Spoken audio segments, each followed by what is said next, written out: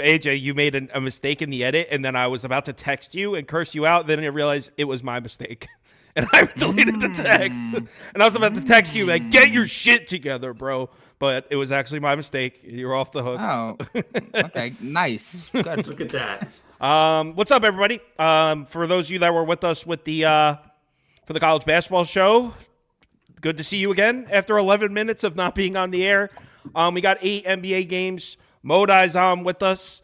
The opening poll I ran was, is Kyle high for betting the Jazz? 66% of you said yes. 34% of you said no. And what better way to segue right into the first game, which is the Utah Jazz. Jazz are catching 6.5. Magic minus 6.5. Now, I'm guessing that we don't have any new updates as far as Paolo Banchero.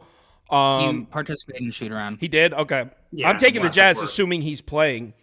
That wasn't a factor for me. Obviously, if he's out, that helps. But honestly, my reasoning I am on the Jazz. So I know last night when I uploaded the video, I said I was leaning Jazz. I did bet them. It's one of my smaller bets of the day, but I am taking the points with the Jazz. And I know everyone's going to hate this one. Orlando's been so good covering the number at home, especially as a favorite. But I really like this matchup for Utah. The way that this Jazz defense has been getting cooked night after night is by way of three-point shot. Orlando doesn't have outside shooting. I mean, that's the weakest part of their game is the three-point shot. They don't have three-point shooters like that. Another thing Orlando doesn't have, they don't have a fast break.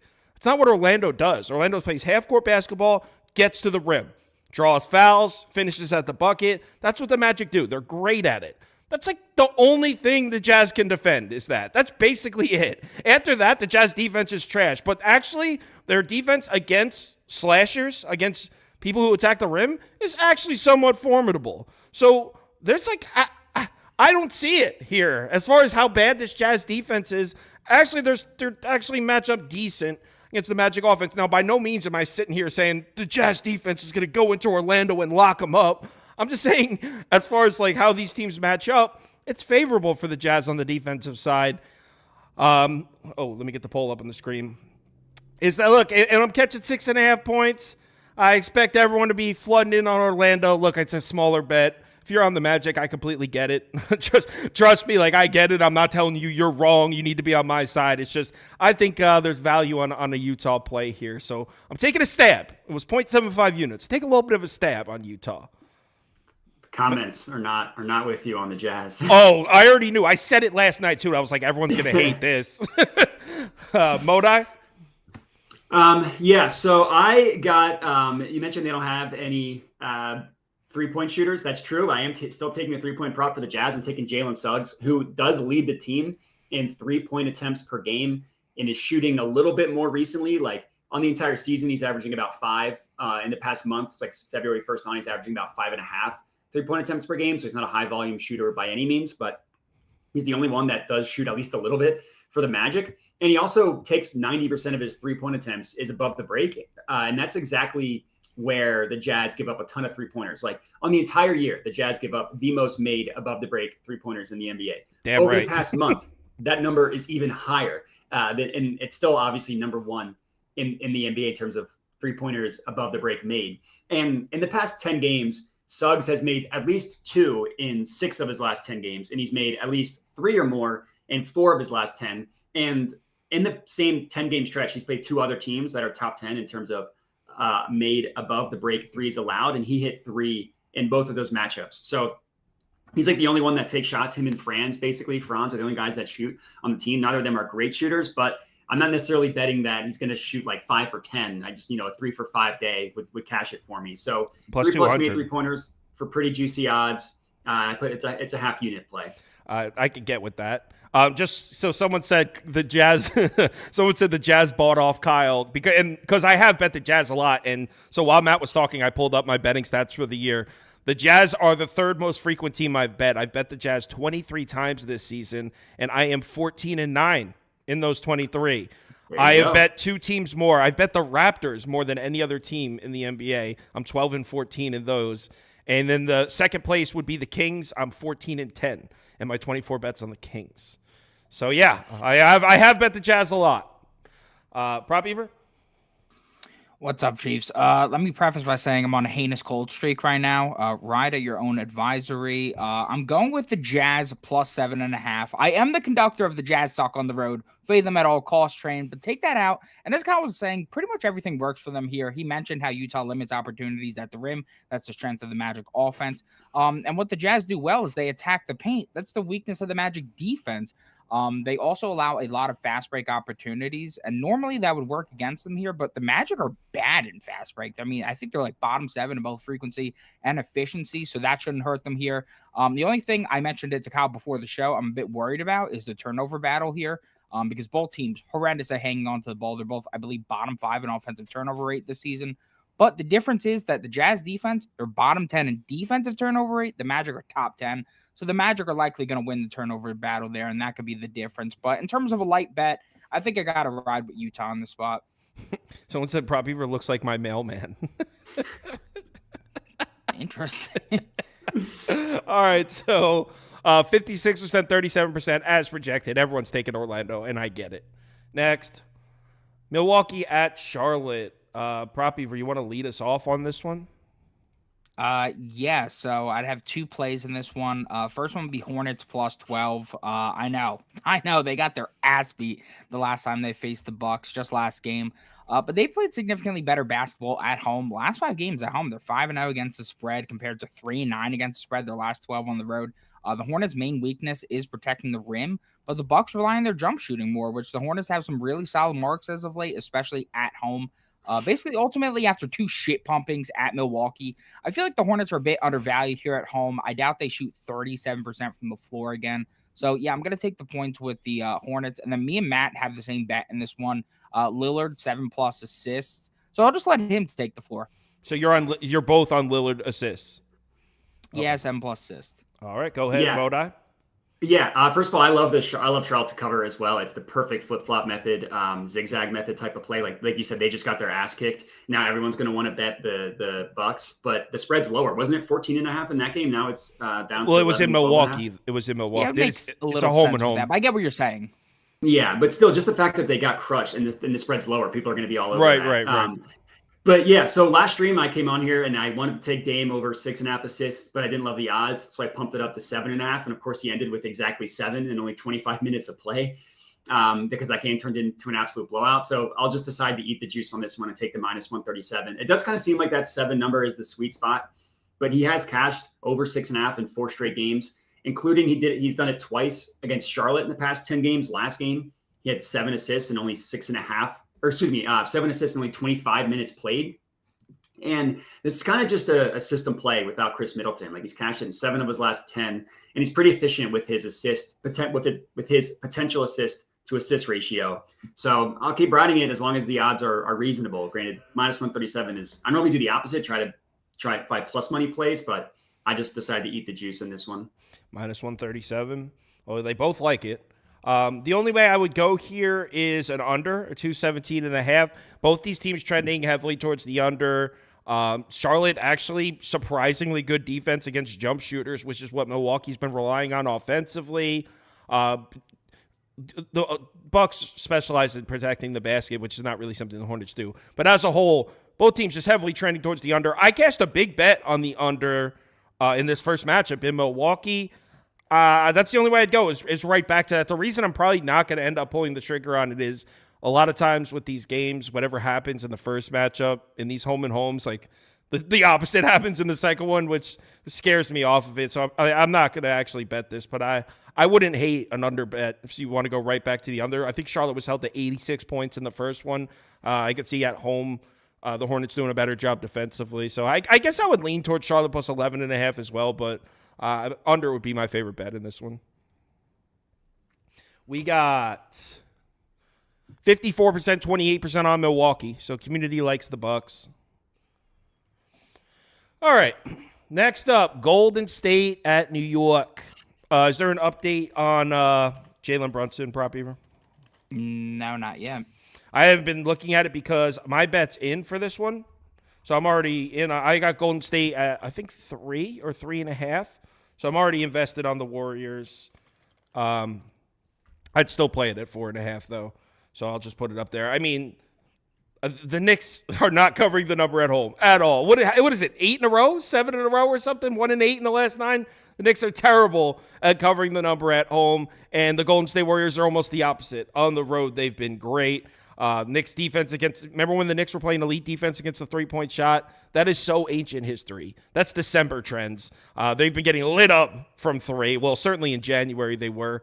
Yeah, just everything that was working for the Knicks a month ago just isn't working anymore. And on the fact that Jalen Brunson may not play.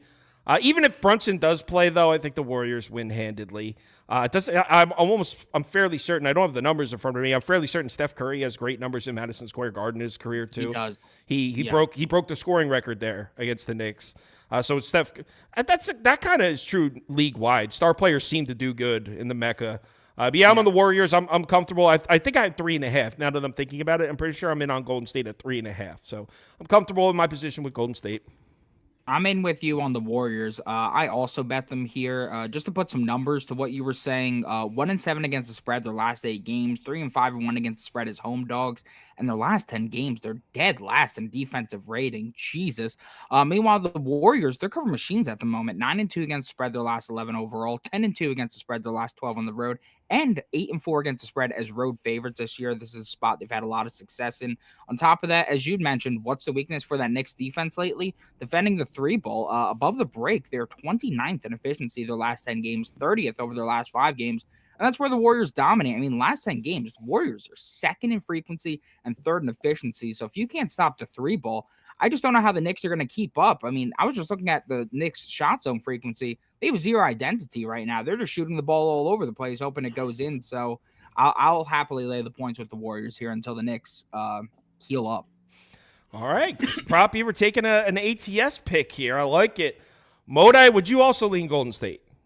Yeah, if I had to take one side, I would lean Golden State. And my bet kind of goes in hand with that. I have Brunson under 31.5 points. You can actually get it at -120 now. So got a little bit better odds there. I love Jalen Brunson. I admittedly don't love fading him.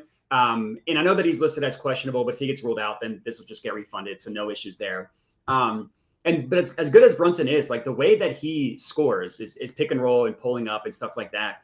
The Warriors defense just has not been allowing a lot of points to pick and roll ball handlers and via the pull up as well. They're the 7th best defense. This is since February 1st. 7th best defense in the NBA when it comes to defending pull ups. Meaning they allow the 7th lowest effective field goal percentage on pull-ups. In terms of pick and roll defense, like Brunson runs the 2nd most pick and rolls per game. On this entire season, the Warriors are allowing the 9th fewest points per game to pick and roll ball handlers. And it's weird, like if you look at the Warriors defense, the only guards that have gone over 30 points against them, which I get is a high number. But Sexton and Keontae George did it. I don't know what the Jazz are doing against the Warriors. And then Devin Booker did it too, who's obviously really good at pulling up. But that was back on February 10th. And obviously it's a high over-under for a reason because the Knicks are banged up and he's like the only one doing anything. But guys that have cashed their over against the Warriors in the past couple weeks or so, basically since February, is a lot of catch and shoot guys, not a lot of guys that pull up. So aside from Devin Booker, he's kind of the outlier here. So this one feels gross. And this is more so a lean. I don't actually have any money on it myself, but I do think that the under for Brunson is the way to go. 31.5 is a big number too. I will say though, I'm pretty sure Golden State has terrible numbers against that short mid-range shot, which he takes, but still 31.5. It's a lot. Oh yeah, they do. They're literally the worst paint defense. But I mean, he doesn't only shoot from there though. And if they limit his volume, which I think they can, and it's a blowout, which I also think will happen, then yeah. So someone shared Steph Curry at Madison Square Garden career averages 27.5 points, 5.1 assists, 4.2 rebounds. So solid numbers. I mean, over the course of his career, that's including the first few years when he was only averaging like 16, 17 as a kid. Yeah. So yeah, those are solid numbers in Madison Square Garden. And like I mentioned, he broke the record here in the Mecca. And he had that 50-point explosion, whenever that was. And no, I don't post my plays on Grindr, as someone said. But is there a market? Because, I saw him on there. No, if there's a market for picks on Grindr, man, I'm not opposed. I'm a businessman.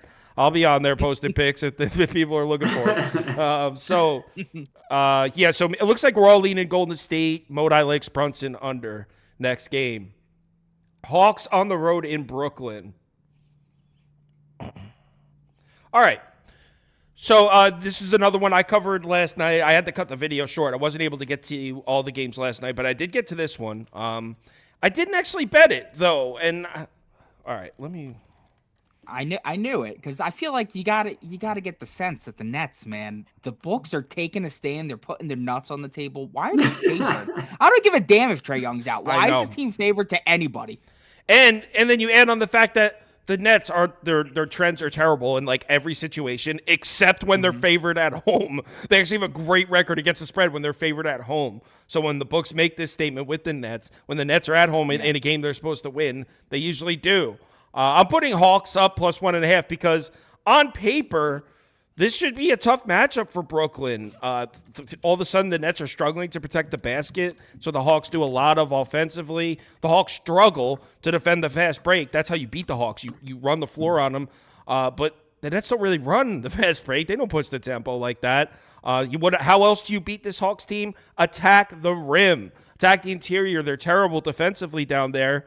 That's not what Brooklyn does, man. They have no interest in going in at the rim. All Brooklyn does offensively is take jump shots. Plays right into the strength of the Hawks defense. And I know strength and Hawks defense don't belong in the same sentence, but actually if you take away 8 feet and in at the basket, then actually the Hawks defensive numbers don't look bad. It's just at the rim where they just suck. They can't stop people from scoring down low. So on paper, this is a good matchup for the Hawks. Not to mention, how do you not like what you see from this Hawks team recently? They're playing with a lot of energy. They're missing two main pieces. Trae Young's out, and Trae Young's going to be out at least another 3 weeks from what I'm reading. And Okongwu is an important piece of that. I mean, Capella only plays 26 minutes a night now. So Okongwu's an important piece of that Hawks team, and he's out as well. And this Hawks team winning games, I think they're playing with confidence right now. The problem is what Prop Beaver just said before I started is 100% true. This line reeks. You got this line says to me, this line says to me that odds makers think that they think that they have the edge here with all this action coming in on the Hawks. So odds makers like the Nets here. That's what this line tells me. So I didn't bet it. I like the Hawks, and if you're on the Hawks, I wish you luck. But I didn't have the backbone to pull the trigger on it. Prop Beaver? Yeah. So I didn't have the balls to bet the Nets spread because, I mean... you gave a pretty compelling speech. But I am backing the Nets in a different way because if they are going to keep this competitive and if they are going to win, I think that this guy needs to step up here, and he sucked lately. I'm going with Cam Johnson over 14.5 points. I'm going sharp here because this is a man who's gone under his last 12 of 15 games, but the total's this high. Something's got to be up. Nets have been getting throttled lately, and they're home favorites without Thomas, with Atlanta coming off 2 great wins without Trae. As I said, I think the Nets are going to win this one somehow, some way. And if the Nets are going to compete, Cam Johnson must snap out of it, and it's a great matchup to do so.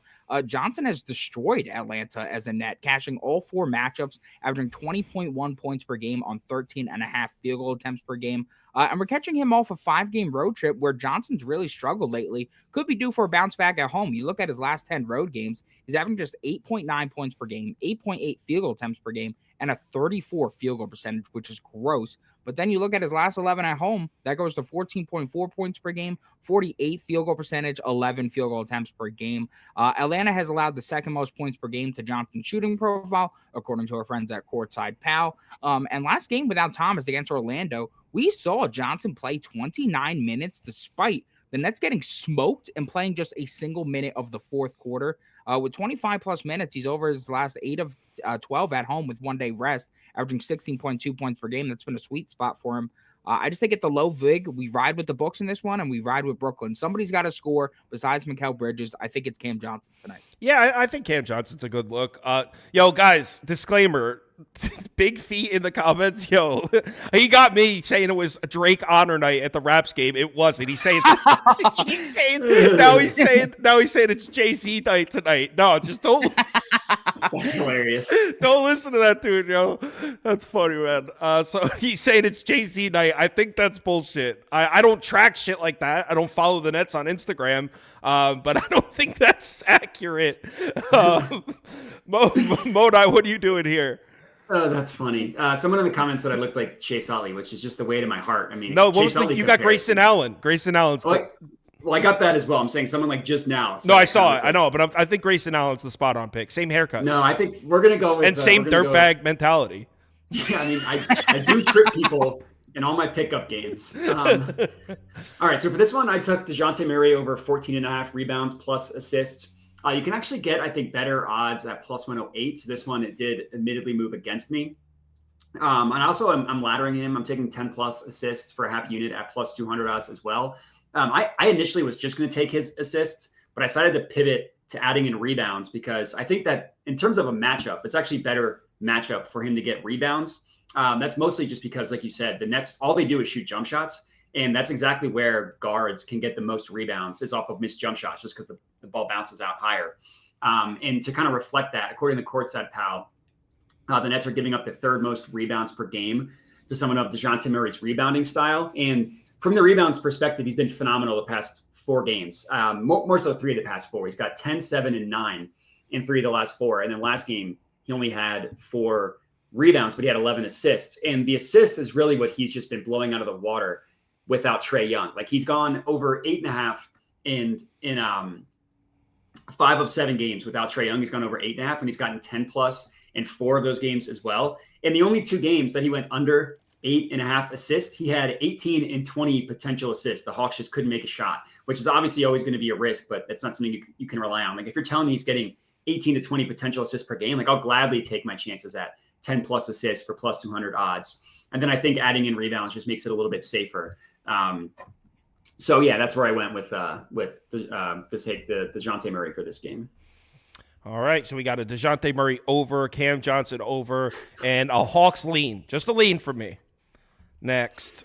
First, our poll was so we got Ronald and S. in here trying to talk. So I guess Ronald's on the Heat based on his dealings with S. here. 69% to 18% on Atlanta, so community heavy on the Hawks here. I would imagine most of the action is coming in on Atlanta in that one. Let's talk Thunder Spurs, and let's get the poll running. This one sucks. To be honest, I spent about 15 minutes looking at this game. The way the Thunder are playing, it's. Do you really want to try to step in front of them? Of course not. But it's also, you're really trying to lay 11 points on the road. I mean, is that a profitable decision to make long term? I don't know. I said last night that it was Thunder or pass, and that's about how I feel right now. So I'll just put that up for me and let you guys take the mic here. Either you guys have anything for me for this? We had the same bet. But the one thing I'll say is that I didn't actually send this over to you. I like SGA points as well, over 30.5. I ended up locking that in after I sent over my official play. So, but Proppy and I have the same play. I just wanted to add the SGA over points. Okay, so SGA. Yeah. Go ahead. We had Wemby over 10.5 rebounds, but that is shot up to about minus 160 now. So the pivot we have is Wemby over rebounds and assists. That's probably what we'd recommend to you guys because there's still some value there.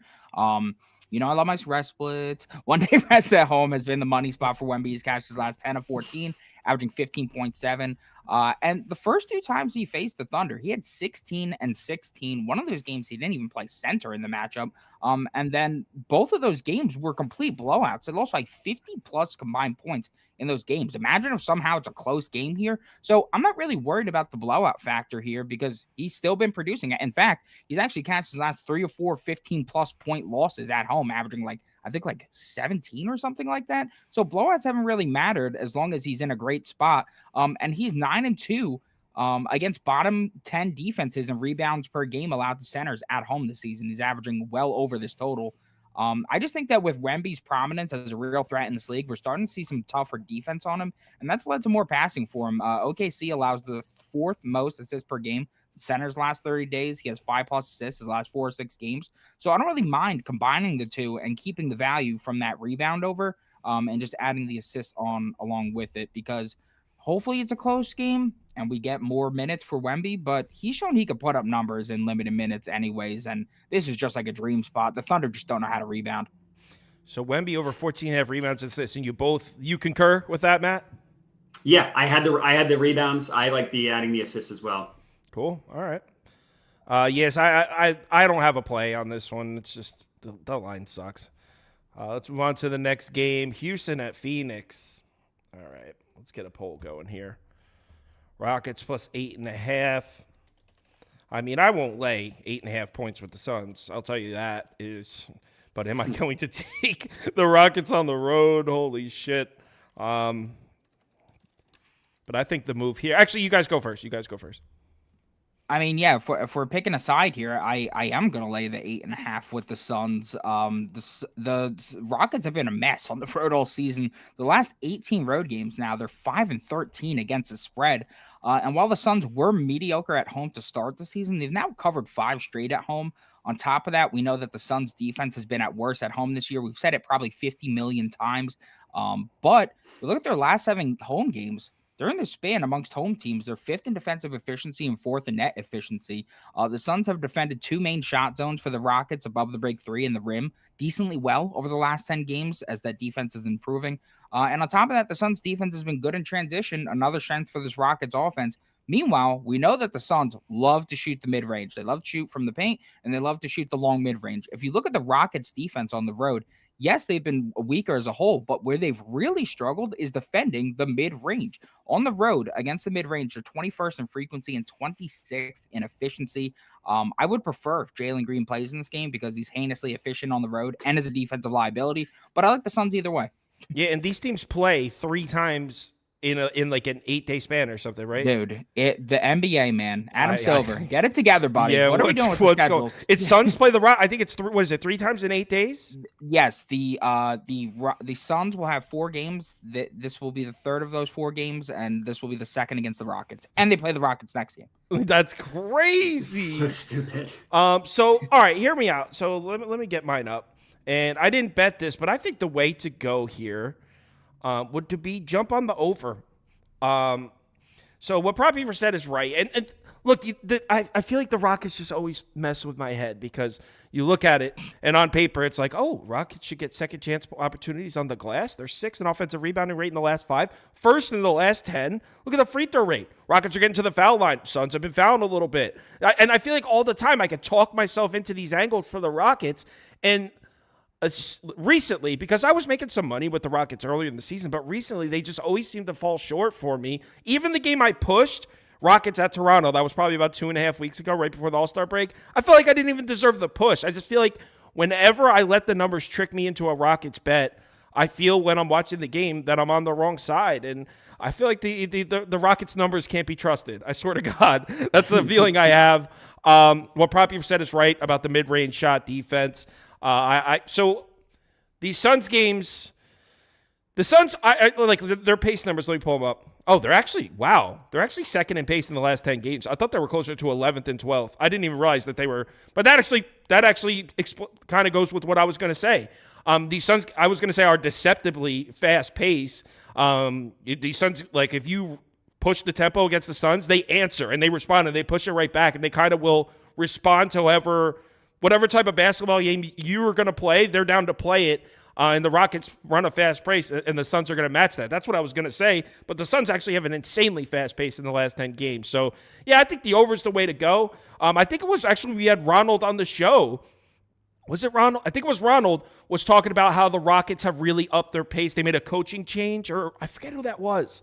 I don't know who that was. I don't even know if I was on the show. I don't think you were. Someone was talking about how the Rockets made an offensive adjustment, and their pace has really and they've really picked up the pace, and they've run a faster-paced basketball game, and the numbers reflect that. On the full season, they're 14th. They're 10th in the last 10, 7th in the last 5. So whoever said that, they said it about 3 weeks ago, so they were spot on, and I thought it was Ronald. But yeah, the Rockets have been playing a faster pace. I think the over's the way to go. In fact, I'm talking myself into betting it. I think I'm going to take this over at 231.5. I actually didn't know that about the pace. Wow. It was like the Rockets released the beat writer released an article about how the coach made the decision to pick up the pace. It was really good. Like someone did a deep dive to share it on this show. And then since that, they've been spot on because the Rockets have been running a faster pace. Matt? Yeah, so for this one, I have Fred VanVleet over 2.5 made 3-pointers. I'm also laddering him to 4+ as well, which you can get at a plus 205. I put a half unit on that. This is kind of a matchup play against the Suns. They play a ton of drop coverage with Nurkic or whoever plays center, and that leads a ton of pull-up opposing 3-pointers, or I guess the opposing team taking a bunch of pull-up 3-pointers. That's perfect for Fred VanVleet. That's what he does the most. Like he attempts the 11th most pull-up three-pointers in the NBA and is also tied for the 11th most made as well. And the dudes above him are like the elite of the elite, like Trey, Steph, Luka, Dame, Donovan Mitchell. Like all those guys are the ones that are above him. So 11th is pretty good. And obviously, by far the most on the Rockets. And in the month of February, the Suns are allowing the second most made three-pointers, specifically from the pull-up. Only the Bulls are above them. And then they're also tied with the Bucks and the Hawks in terms of the most pull-up. They're allowing the second most made and tied for third in the most pull-up three-point attempts as well. So, like Fred VanVleet's a very hot and cold kind of streaky shooter. And I will admit this is in a cold streak. So kind of like prop beaver with your Cam Johnson under in 12 of 15. He's been under in 7 of his last 10. But the games he goes over, he crushes it. Like in two of the 3 games that he cashed, he made 4 and 6 3-point attempts. That 6 did come against the Suns when he attempted 14. He was 6 of 14 from deep. That game, I believe, went into overtime or double OT. It was kind of a crazy game. Like I think he played 47 minutes or something. So I'm not necessarily saying he's going to get to 6 this time, but 3, 4, I think is well within the cards. So that's where I went with this one. Steady Freddie. The Suns have sucked against point guards at home this season too. That's definitely been a trend. Steady Freddie's over. And by the way, Ronald, so I remember where I heard that. It was Rob Vino on Ski's show. He had Rob Vino on as a guest, and it wasn't that there was a coaching change. It was like an article from The Athletic that he read about how the Rockets really plan to revamp it up and up the number of possessions. And I remember hearing that and like storing it, be like, that's going to come in handy. And since it's been spot on. The pace is picking up. It was definitely Rob Vino. He was a guest on Ski's show. That's where I got it. All right. Anyway. So the poll was 60%, 21% on Phoenix. So obviously community leaning towards the Suns there. Next. Let's move on. Miami at Denver. Where you at, S-Dot? Where you at? Crawl back into the comments here.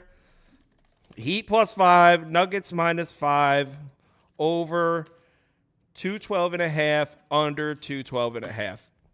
Now, apparently, based on what I gather from the comments, it looks like Ronald's on the Nuggets. Prop Beaver, Ronald's on the Heat. I'm sorry. Prop Beaver, would you lay the 5 here with Denver before you even get into a prop? Yeah, I don't have a prop, and I would take the points with the Heat here. Heat have been, yes. Heat have been wagons lately. 6-0 against spread the last 6 on the road. 11-5 against the spread the last 16 as road dogs. And I know the Nuggets have looked incredible at a break, but can we take a look at who the hell they played it? 2 of those games were against the Wizards and Blazers, who were like approaching rock bottom, and they were already pretty horrendous. Another was against a shorthanded Kings team without Fox at a rest disadvantage. I mean, the Nuggets are just 4-7 against the spread on 0 days rest as well. The total in this game is at 212.5, and the Heat defense has been significantly better on the road, going from 25th in effective field goal percentage at home to 5th on the road. The Nuggets defense has been very good lately, but they do allow a lot of shots in the paint, sitting 23rd in paint frequency the last 10 games. That's the bread and butter of this Heat offense. First in frequency and third in efficiency their last 10 games. On top of that, the Heat have the edge in most of the 4 factors on both sides of the ball. In a finals rematch from last year where the Heat have the rest advantage, they have revenge on their minds. I'm going to take the points here on what is projected to be a very low-scoring game. Prop Beaver, see, this is just a clear-cut case of someone following trends and not looking at the numbers. Let's pull it up together. Let's pull it up together. Take a look at the numbers. Don't you guys do all the research together? Yes, we use the same model. Actually, not for most of these games though, because we didn't do as many games yesterday. Well, we make Normally the videos together. Yeah. So the games you see me going over in the videos, we did together. We wrote those together. But then the ones I don't get to, he does separately at home. So that's how it works. I'm going to pull up. Let's pull it up. Because I want everyone to look. Actually, Matt, you want to go first? Let me just make sure I have the graphic ready. Sure. Yeah, I can go. And so I checked as you were talking. So when I gave Prop Beaver the picks, there were no odds out yet for Michael Porter Jr. They have now since been released. So my official play is over 2.5 made 3-pointers plus 110 odds at FanDuel is what you can get it at right now. My notes are pretty bare because I didn't think I was going to be able to talk through the odds on this one. But my logic for looking at Michael Porter Jr. 3-pointers is as good as the Heat defense is, the one area in which you have to funnel shots somewhere. And they give up a lot of corner threes and a lot of catch and shoot 3-pointers as well, which obviously those are correlated together. And Michael Porter Jr. by far takes the most catch and shoot and the most corner threes on the Nuggets by far. Like he just fires away when he catches the ball. So for plus, I did not think I would get the over 2.5 for plus 110 odds. So I think that volume's pretty good. And he's kind of like Fred VanVleet, where he's really streaky. Like he'll have games where he'll go 5 of 8, and then he'll go like a 3-game stretch where he'll go like 1 of 12. So that's just how it is with jump shots. That's just the nature of the beast. But I think this is a really good play, and I probably going to take 4+ as well as a ladder play. But my official play is the over 2.5. Okay, so MPJ over 2.5 3-pointers made. And I just want to bring up one thing here. And no, I'm not going to go off on Esta. I get why people are betting the Heat here. I do. But we have to ask ourselves, how are the Heat winning these games? How are the Heat covering the number? Because they really have been. They've looked great. They're looking like the Eastern Conference Championships finally. And this graphic is a little more involved on this screen than I originally anticipated. But there's really just two spots I want to show you here. Let's go down to the Nuggets offense. And for those of you that never used my model before, there's 3 columns. And the inside, so obviously the dark blue is Denver. The inside is last 5 games. The inside's last 10. And then on the right is full game. And I want to point you to the last 5 because we're looking at the new Nuggets. We know the Nuggets were slumping before the All-Star break. I've said it several times. I'm not denying that. But the Nuggets look kind of back. And let's look right here. Where have the Nuggets been shooting from, and where have the Nuggets not been shooting from? Now, remember the first question I asked, how have the Heat been winning these games? It's because they're locking down the perimeter. No one's hitting threes on the Heat. Look at the last 5 games. Opponents are shooting just 38. I wish I could circle it on the screen. So I'm looking at ATB 3, last 5 for the Heat. 5th for the Miami. 2nd against the corner 3. Denver's not shooting any 3-point shots, man. That's not part of their offense right now. MPJ is probably the only consistent 3-point shooter on the team. Well, right now, based on what they're doing. Look at the frequency numbers for Denver from 3. 35% of their shots in the last 5. That's not the focus of this offense. What has Denver been doing? Eating on the interior, specifically the mid-range. Look at Miami's defensive numbers there. Not nearly as impressive. In fact, bottom half of the NBA against the long mid-range, the short mid-range, and at the rim. So this is just a mismatch. We're talking about the Nuggets in Denver here. The line is short because there's a lot of action coming in on Miami. If this line was like 9.5, which is probably where it would have been 3 weeks ago, then yeah, I see it. But at a short number like 5, the defending champs, no, I don't care about the back-to-back. Give me the Nuggets -5. Now, this is actually just 0.75 units. So by what I just said, you probably think I hammered the Nuggets. I didn't. It's one of my smaller bets. But yeah, I think Denver's the side to be on here. Prisoner of the moment. Real quick. They're the defending champions. If you had to give a title pick right now, would you take the Nuggets? Me? Yeah, both of you. Oh, a title pick for the championship? A title pick, yeah. I hate doing the futures because they're like, so my in 10 days I could have a different answer. Honestly, who I think is going to win, I honestly think the Suns are going to win the championship. But Suns, wow. But partially because I'm sticking with what I said at the end of last year. When the Suns lost their series to the Nuggets, I said the Suns are going to be the best team in the Western Conference this year, which hasn't really been the case, but I'm just sticking with my guns. I'm sticking with my pick. I think the Suns to go to the finals out of the West this year, and before the season, I'm sticking with it. And that being said, as I just had my betting results open, the team I've lost the most money betting this year, your Phoenix Suns. That's a true story. I just read the numbers, and I was like, what team am I getting crushed on? The Suns. All right, anyway. We got Wizards at Lakers. And, hopefully you guys, if you're in the Discord or follow me on, I think I only posted in the Discord. Hopefully you got in. I got Wizards at 10.5. And you know when I bet it? When the Lakers were in the middle of a comeback, that Clippers comeback, that was awesome. I had the Lakers last night. When they were in the middle of that, I went right, took the Wizards plus 10.5. Like, guys, we're jumping on this now. So I got 1.5 of CLV. Don't necessarily love the matchup for the Wizards, other than what do the Wizards do a lot of? They like to run up and down the floor. They run a ton of fast breaks. They're good at it. That's what the Lakers want to do too. So I also don't hate an over here at 243. I would like to know the Lakers' numbers on 0 days rest. Like, hopefully that doesn't slow their pace down. Be a little worried there. But, yeah, I like the over. And I'm on the Wizards. What I personally bet is Wizards. I'm holding a plus 10.5 ticket. I'd still bet it at the 9. Prop Beaver? Yeah, pretty much in the same boat as you. Yeah, I do like the Wizards here quite a bit. I was trying to pick who to bet on. I wound up landing on Tyus Jones. I went over 11.5 points. I feel like we're getting an undeserved discount on him due to the big spread, but Lakers are 3-8 against the spread on back-to-backs, and they have Denver on ABC on deck, adding the fact that they just had a grueling comeback against the Clippers just last night. And I see this as a major flat spot.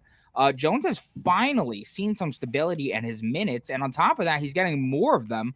His last 8 games, he's played 31 plus minutes in 7 of them, averaging 33.4 minutes per game. His own game under 30 minutes came in a 40-point loss to OKC. With 27 plus minutes this season, he's been great. 29-9 to the over this season, and 1 day rest on the road and 27 plus minutes. 9-1 this season, averaging 15.4. That's already worth a bet. And I didn't even discuss the matchup. The Lakers, according to Courtside Pal, they're down the most points per game to his scoring profile, second most points per game to his shooting profile. 40% of Jones' shots come from that short mid range. He loves to hit the floaters. 98th percentile amongst point guards in the league. Lakers are 23rd in paint frequency and 21st in efficiency defensively the last 5 games at a break. Jones has faced the Lakers 4 times without Morant and had 12 plus in 3 of them, averaging 12.5. So at the low vig, I just see it as a must play in my eyes. This is the ultimate flat spot for the Lakers. I got to ask you, though, Prop Beaver, and I don't know how deep you dove into this one. It's got to worry you a little bit that the Lakers attack the interior a lot for the Wizards defense. Oh, I did. Yeah. Yeah, it's a bit worrisome. The matchup is horrendous for Washington. Well, I like the fast break angle. I think like there's just run it bucket for bucket. But then you can look at it the other way. The Wizards' fast break defense sucks, and the Lakers are also good in transition. So pretty much the Lakers could put up 150 points here tonight. I know Moda is about to discuss it, but if LeBron is out, I will happily take D'Angelo Russell over assists at 7.5. I'll even take it at 8.5. I don't give a damn. You guys always do the D-Russ assist. He's a wagon without LeBron James. It's crazy. I'll let him talk about it. Sure. No. So the odds that I locked in at minus 128, I thought was a gift. I was like, this is going to move really, really aggressively in my favor. The opposite happened. Right now, it's at minus 113. And I looked it up. I was like, okay, maybe LeBron's in. He changed from uncertain to play to questionable. It's like, what's the difference? It's the same picture. I mean, like, I don't get it. Yeah, it's like corporate needs you to look at the difference in these 2 pictures. It's like, what do you mean going from uncertain to play to questionable? So that's, I think, why the odds changed. And I mean, to me, it's like it's a total smash spot. And even in the off chance that LeBron plays, I do think he could at least cash the over 6.5. The ceiling isn't there. Like I also put a half unit on him to get to 10 plus, which was at plus 470, that's nuts. If LeBron gets ruled out, I think those odds are going to just skyrocket. That's crazy. Oh, so I put if LeBron sits above, I thought that this bet was pending. So you would take it either way? I would take the 6.5 right now. I would not take a ladder play right now. Okay. And if LeBron sits, you would bet it heavier is what you're saying. I would smash it. Yeah. Okay. I mean, you're not going to get, even right now, like I said, it's minus 113, which I was shocked to see that it moved so far below what I got it at. Even minus 108 now, like it's literally moving as we speak. And no news. I don't know. I don't get it. But anyways, even if LeBron plays, like the last 3 games, he's had 6, 7, and 6 assists. So he's cashed it once. He's been 1 away the other 2 games. And potential assists, 11, 11, and 9. Now, that 9 was the last game literally yesterday against the Clippers in that LeBron masterclass when LeBron had 14 potential assists. Like, even if LeBron plays, we're not going to see that same version of LeBron. And then the matchup is incredible. It's like the Wizards, point guard assists against the Wizards is tried and true. It's printed money all year. They're allowing literally the most assists per game to someone of D'Lo's playmaking style. Also the most to a shooting profile, and the second most to both the scoring and rebounding profile. So, yeah, they give up a ton of assists. They give up the second most on the entire season to point guards. And one complaint I have is I was trying to look it up, like, okay, well, where do the Wizards defense give up a lot of assists? Because I know that you can just waltz to the rim. But I couldn't find it. Maybe one of you knows this source, but I couldn't find a stat that does like defensive assists allowed via drives, via pick and roll ball handler. Like I couldn't find it, but I know that I know how to do that. Yeah. Yeah. But I know they give up the most points around the rim. They give up the third, where are my notes? They give up, literally the most points per game in the restricted area, the most field goals made, the most field goal attempts with less than 10 feet, which is not quite the restricted area, but close to the basket. My assumption from that is that it all comes a lot from dump offs, like not people driving and scoring, people driving in, and then there's a help defense and they dump it off. That's my presumption. I don't actually have the data to back that up. I just kind of put 2 and 2 together. But regardless, like I said, if LeBron plays, I still would take the over 6.5. Granted, the minus 128 odds is not going to be good CLV. And if LeBron sits, then it's a total smash play. Someone said I thought Kyle was Jason Giambi. Like, well, I thought so too. With my lifestyle, I'd probably be closer to Jeremy Giambi than Jason. 47%, 37% in the favor of the Wizards. So the community likes Wizards and the points there. All right. Let's do a community parlay. Ooh, do you have an underdog prop, Beaver? I'll make it right now. Could you make one while we're doing it? I forgot. The full fade 4. Here you go. The full fade 4. Yeah, one, by the way, for those of you who are hating on Prop Beaver, no one takes being in a cold streak harder. Like, this dude affects, like, he does not like it. Affects everything I do. Yeah, he does not handle it well. So I promise you, if you lost him at tailing him, that trust me, he feels bad about it. It really fucks with him. All right. So anyway. All right. So obviously they took the Magic in the first one. Then they took Hornets Bucks. I think Hornets won that poll. We'll put Hornets plus 11.5 on here. Warriors Knicks was definitely Warriors. Hawks Nets was definitely Hawks. All right. Cast your votes. Cast your votes.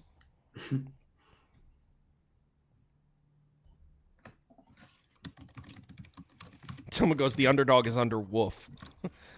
That's not a joke. He actually sent me an email with the subject was underdog Wolf Wolf. Yeah, that's workplace confidentiality, and you didn't obey that. It's not like it was a shortcut. Like you took the extra time to type in the Wolves. If it was like an abbreviated thing, I'd be like, oh, okay, he was just trying to get it sent.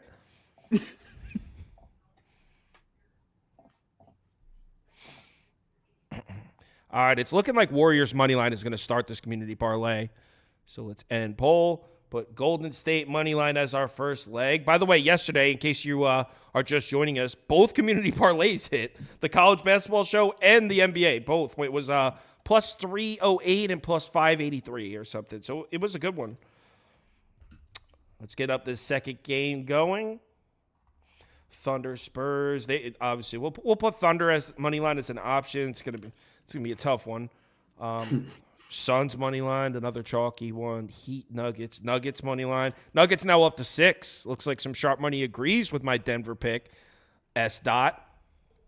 Just saying. S. Dot. So this poll is running. Cast your votes for the second leg. Matt, real quick, you want to tell them where they can check out your stuff if you want to go. Matt has a daily YouTube show, by the way, himself. Yeah, so I'd say follow me on the Twitter handle you see on the screen here at Jedi Modi, and you can find everything from there. I do a YouTube show every morning. Basically, I get like what we do on the live stream. I just find 3 to 4 picks that I just dial in on and give a little bit more detail to. And then if something piques my interest over the course of the day, I'll tweet it out as well. So Twitter, you can find everything. But yeah, I do have a YouTube show every morning. Yeah, I see your YouTube view counts on the rise, man. Good for you. February has been kind to me, and I know you're on a crazy heater. That always helps. Yeah, I was gonna say I don't know if you experienced this too, but like it's amazing the fluctuations when you're hot versus when you're not. Yeah, it's people are very nice when you're not hot. Oh, they're very nice. People are so kind. Nice. Yeah. So it looks like Nuggets money line is gonna make it. Warriors money line, Nuggets money line, and the second place finishers were Thunder, Suns, Magic, Hawks. So Thunder, Suns, Magic, Hawks. Thunder, Suns, Magic moneyline, Hawks moneyline. I sent it to you. First and second place finishers in this will complete the poll, and we will let's hear Prop Beaver's underdog. The what do you call it? The fade. The full fade 4. The fade 4, whatever. The underwoof. Here we go. Let's bring it up on the screen. So we need to. Where's my underdog stuff? Oh, here it is. Okay. So that is yesterday's. This didn't hit, I'm assuming.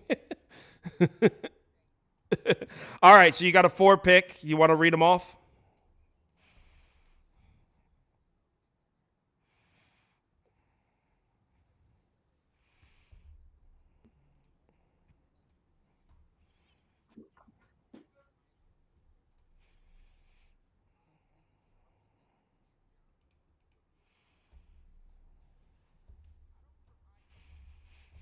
All right.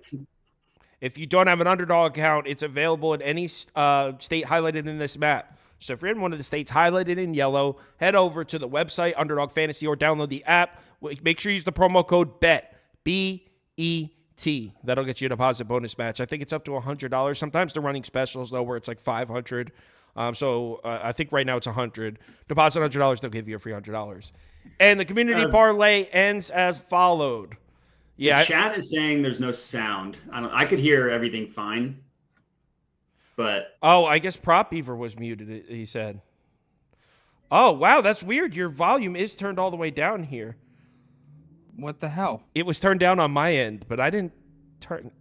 Well, whatever. You could see on the screen what the picks were. For whatever reason, I had muted Prop Beaver accidentally. So anyway, Wow. I mean, just drowning me out now. When he's on a cold streak, just turn his volume down. Yeah, I guess that's what happens these days. Just let him talk when those sound. So the community parlay finishes up with Thunder moneyline, Suns moneyline. Can I get some odds, please, sir? Yes, sir. All right, I'm looking at it now. Who gets it first? I didn't mute him, guys. The comment. I didn't mute him. It was an accident. No, I mean, it's just fucked up. Like, instead of building me up, being like, no, you'll get out of this. Just shut up. Just shut the hell up. 224 at FanDuel. Yeah, plus 223. Oh, it's really chalky. 223, there you go. All right. Warriors money line, Nuggets money line, Thunder money line, Suns money line, a chalky one, plus 223.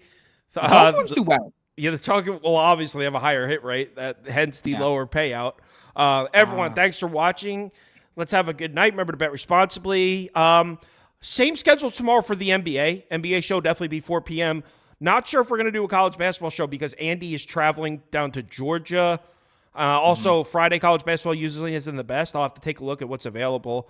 But NBA show definitely 4 p.m. See you then. Talk to you. I'll be in the Discord in about an hour. Need to get my contacts out, grab something to eat real quick. I'll be in there a little bit. Later.